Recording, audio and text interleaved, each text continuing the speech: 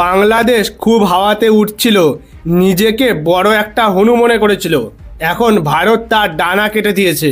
তো বলে না যে পাঙ্গা নিতে হলে অবশ্যই নাও, কিন্তু এমন কারোর সাথে পাঙ্গা নিও না যে শতাব্দী ধরে তোমার পেট ভরাচ্ছে এবং ভবিষ্যতেও ভরাবে। কিন্তু এই কথা ভারতীয় প্রতিবেশী বাংলাদেশকে কে বোঝাবে? কারণ এখন খবর আসা শুরু হয়েছে যে বাংলাদেশ ভারতের সাথে পাঙ্গা নিয়ে নিজের পেটেই নিজে লাথি মেরে ফেলেছে। আসলে বর্তমানে ভারত থেকে বাংলাদেশে পাঠানো আলু এবং পেঁয়াজের মতো বেশ কিছু খাদ্যপণ্যের উপর নিষেধাজ্ঞা জারি করা হয়েছে। এরপর কয়েকদিন আগে বাংলাদেশ সিদ্ধান্ত নিয়েছিল যে এখন তারা ভারত নয়, বরং পাকিস্তান থেকে আলু এবং পেঁয়াজের মতো খাদ্যপণ্য তারা আমদানি করবে। কিন্তু ফলাফল দেখুন, তাদের দ্বারা এই সিদ্ধান্ত নেওয়া ঠিক 48 ঘন্টাও কাটেনি, এরই মধ্যে খবর আসা শুরু হয়েছে যে বাংলাদেশে খাদ্যের তীব্র সংকট দেখা দিয়েছে এবং মানুষ দুধ পর্যন্ত পাচ্ছে না। এমনকি মূল্যবৃদ্ধি এমন এক উচ্চতায় পৌঁছেছে যা সাধারণ জনগণের নাগালের বাইরে। একটি রিপোর্টে নিজেরাই দাবি করছে যে ভারতকে শত্রু হিসাবে নেওয়া এবং পাকিস্তানের সঙ্গে ঘনিষ্ঠ হওয়ার ফলাফলই তাদের অর্থনীতিকে ধ্বংস করে দিয়েছে। কিন্তু তবুও সম্প্রতি তাদের নেওয়া সিদ্ধান্তগুলি বিস্ময়কর। পুরো বিষয়টি কি তা এই ভিডিওতে আমরা জানব। কিন্তু তার আগে ভিডিওটিকে একটি লাইক করে আমাদের চ্যানেলটিকে আজই সাবস্ক্রাইব করে নিন, কারণ এটি আপনার জন্য 1 সেকেন্ডের কাজ, কিন্তু এতে আমাদের অনেক বড় উপকার হয়। প্রথমে আপনারা এই খবরটি দেখুন, যেখানে বলা হচ্ছে যে বাংলাদেশ পাকিস্তানের মতো দেউলিয়া হয়ে ঋণে ডুবে যাচ্ছে। এর প্রধান কারণ হলো এতদিন ইউরোপীয়, আমেরিকান এবং আফ্রিকান দেশের বড় বড় কাপড়ের ব্র্যান্ডগুলো তাদের অর্ডার বাংলাদেশে দিত এবং বাংলাদেশে তৈরি পোশাক কারখানাগুলো ভালো মানের কাপড় তৈরি করে সারা বিশ্বের দেশগুলিতে বড় বড় ব্র্যান্ডগুলিকে তারা সরবরাহ করত। এর ফলে বাংলাদেশ বড় মুনাফা অর্জন করত এবং তাদের অর্থনীতি এই ভিত্তিতেই টিকেছিল।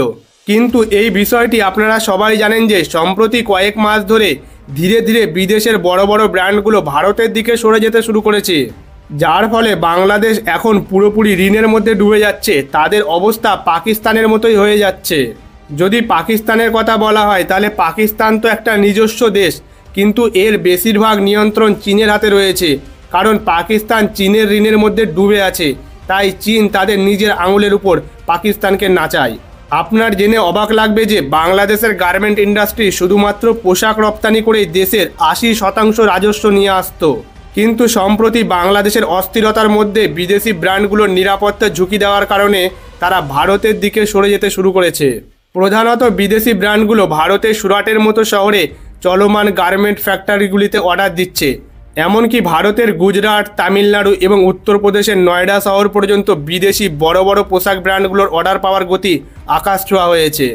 বর্তমানে এই জন্য বাংলাদেশের অর্থনীতি ডুবতে বসেছে এবং এর উল্টো দিকে ভারত কিভাবে লাভবান হচ্ছে সেই বিষয়টি সবথেকে গুরুত্বপূর্ণ।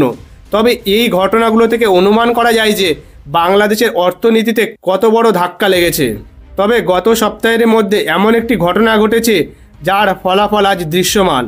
কয়েক সপ্তাহ আগে পশ্চিমবঙ্গ থেকে বাংলাদেশে পাঠানো আলু এবং পেঁয়াজের রপ্তানির উপর সম্পূর্ণ নিষেধাজ্ঞা আরোপ করা হয়েছিল, যাতে বাংলাদেশকে উচিত শিক্ষা দেওয়া যায় এবং ভারতীয় বাজারে আলু এবং পেঁয়াজের দাম যাতে নিয়ন্ত্রণ করা যায়। রপ্তানিতে হঠাৎ করে নিষেধাজ্ঞা দেওয়ার পর দেখা গেল যে প্রায় 220টি ট্রাক যা পেঁয়াজ ও আলু বোঝাই করে বাংলাদেশে রপ্তানি করার জন্য বন্দরে পৌঁছেছিল, সেগুলো সেখানে কয়েক সপ্তাহ ধরে আটকে ছিল। আপনাকে জানিয়ে রাখি, এই ট্রাকগুলিতে প্রায় 6000 মেট্রিক টন আলু এবং পেঁয়াজ ছিল। এমনকি এই ট্রাকগুলিতে থাকা আলু এবং পেঁয়াজ পচে গিয়েছিল, কিন্তু বাংলাদেশে এর একটি কণাও রপ্তানি করা হয়নি। সম্প্রতি বাংলাদেশে খাদ্য সংকট যা দেখা যাচ্ছে তার আসল খেলা এখান থেকেই শুরু হয়। কারণ এখানেই পশ্চিমবঙ্গ সরকার সিদ্ধান্ত নিয়েছিল যে আলু এবং পেঁয়াজ বোঝাই ট্রাক পচে গেলেও আমরা সেগুলো বাংলাদেশে কোনোভাবেই রপ্তানি করব না। এরপর ধীরে ধীরে বাংলাদেশে আলু এবং পেঁয়াজের অভাব শুরু হয়, যার ফলে এর দাম বাড়ার পাশাপাশি ঘরোয়া বাজারেও সংকট শুরু হয়। অর্থাৎ এখনও পর্যন্ত তাদের পেট ভারতের উপর নির্ভর করে পূর্ণ হচ্ছিল। কিন্তু এখানেই মোহাম্মদ ইউনুস ভারতের সঙ্গে ঝামেলা করে নিজেদের জনগণের পেটে লাথি মেরে ফেলেছেন। কারণ তিনি একবারও ভারতকে এই কথা বলেননি যে ঠিক আছে, আমরা আমাদের ভুলগুলো সংশোধন করব, কিন্তু আপনারা আপনাদের আলু এবং পেঁয়াজের সরবরাহ চালু রাখুন। বরং উল্টে তিনি আরও বেশি অহংকার দেখিয়েছেন। আর এই খবরটি দেখুন, যা আজ থেকে একদিন আগের। এখানে আপনি দেখতে পাবেন যে তারা ভারতের থেকে দূরত্ব তৈরি করেছে এবং সিদ্ধান্ত নিয়েছে যে এখন তারা পাকিস্তান থেকে আলু এবং পেঁয়াজ কিনবে। আর ভারতের কথা ছেড়ে দিন, তাদের এই সিদ্ধান্তে পুরো পৃথিবীর মানুষ হাসছে। যে দারিদ্র অবস্থায় থাকা বাংলাদেশ, তারা ভারতের মতো সহায়ক দেশের সাথে সম্পর্ক ছিন্ন করেছে এবং কোথাও আশ্রয় না পেয়ে তারা বিশ্বের সবচেয়ে দারিদ্রতম দেশ পাকিস্তানের কাছে পৌঁছে গেছে।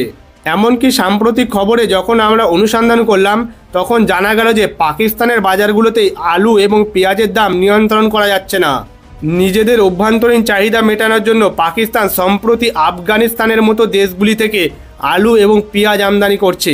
এতে স্পষ্ট যে তাদের কাছে রপ্তানি করার ক্ষমতা নেই এবং তারা নিজেরাই সরবরাহের খোঁজে রয়েছে। অর্থাৎ বাংলাদেশ যে পাকিস্তান থেকে আলু এবং পেঁয়াজ কেনার সিদ্ধান্ত নিয়েছে, এতে গোটা পৃথিবীর মানুষ হাসবে না তো কী করবে। এবং মজার ব্যাপার হলো, পৃথিবীর মানুষ যা ভেবেছিল ঠিক তেমনই ফলাফল এসেছে। কারণ 2 দিন আগে তারা সিদ্ধান্ত নিয়েছিল যে তারা পাকিস্তান থেকে আলু এবং পেঁয়াজ কিনবে।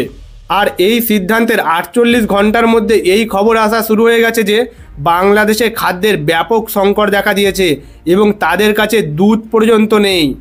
বাংলাদেশের বাজারে যে খাদ্যপণ্য পাওয়া যাচ্ছে তার দাম আকাশ ছোঁয়া হয়ে গেছে। তবে প্রশ্ন যখন ওঠে যে বাংলাদেশের পরিস্থিতি এত দ্রুত খারাপ কেন হচ্ছে, তখন রিপোর্টে এটি প্রকাশিত হয়েছে যে ভারতের সাথে দূরত্ব তৈরি করা এবং পাকিস্তানের সাথে ঘনিষ্ঠতা তৈরি করাই তাদের খাদ্য এবং জলের ঘাটতির মূল কারণ হয়ে উঠেছে। বিশেষ করে গম, চাল, চিনি, পেঁয়াজ এবং আলু, যেগুলো ছাড়া কোনো খাবার অসম্পূর্ণ বলে মনে করা হয়, মূলত এই সব জিনিসেরই অভাব দেখা যাচ্ছে। তবে এখনও পর্যন্ত শুধুমাত্র আলু এবং পেঁয়াজের রপ্তানিতেই কাটছাট করা হয়েছে এমন নয়, কিন্তু ভারত এখন গম, চাল এবং চিনির মতো অন্যান্য খাদ্যপণ্য যা বাংলাদেশে রপ্তানি করা হয় সেগুলোতেও কাটছাট করার পরিকল্পনা করছে। তবে যদি এই পণ্যগুলো রপ্তানি বন্ধ করা হয়, তাহলে বাংলাদেশের পরিস্থিতি কতটা খারাপ হবে তা আপনি এই থেকে অনুমান করতে পারেন। প্রতি বছর ভারত বাংলাদেশে প্রায় $1 বিলিয়ন বেশি গম রপ্তানি করে। আর যদি চালের কথা বলা হয়, তাহলে প্রতি বছর বাংলাদেশে $13 বিলিয়ন চাল ভারত থেকে কেনে। একইভাবে ফল, তেল, সবজি এবং মশলা, যেগুলো দৈনন্দিন খাবার তৈরিতে ব্যবহৃত হয়, সেগুলো ভারত বাংলাদেশে প্রচুর পরিমাণে রপ্তানি করে। আর এখন তাদের অবস্থা এমন হলো, যেখানে খাবার পর্যন্ত নেই তাদের দেশে, তাহলে রপ্তানি বন্ধ হওয়ার পরে তাদের অবস্থা কী হবে তা আপনি সহজেই অনুমান করতে পারবেন। আর বাংলাদেশের ডুবে যাওয়া ফুড প্রোডাক্ট মার্কেট সম্পর্কে কি মনে করেন? এবং বাংলাদেশ আর্থিক সংকটে জর্জরিত থাকা সত্ত্বেও ভারতের সাথে ঝামেলায় জড়িয়ে পড়ছে বারবার বাংলাদেশ। তো এই সম্পর্কে আপনার মন্তব্য জানাতে ভুলবেন না এবং ভিডিওটিকে একটি লাইক করে আপনার বন্ধুদের সঙ্গে শেয়ার করুন, যাতে তারাও এই ধরনের তথ্য জানতে পারে। আর এমন ভিডিও দেখতে আমাদের চ্যানেলটিকে আজই সাবস্ক্রাইব করে বেল আইকন ক্লিক করে নিন। আর একবার কমেন্টসে লিখুন জয় শ্রীরাম, জয় হিন্দ।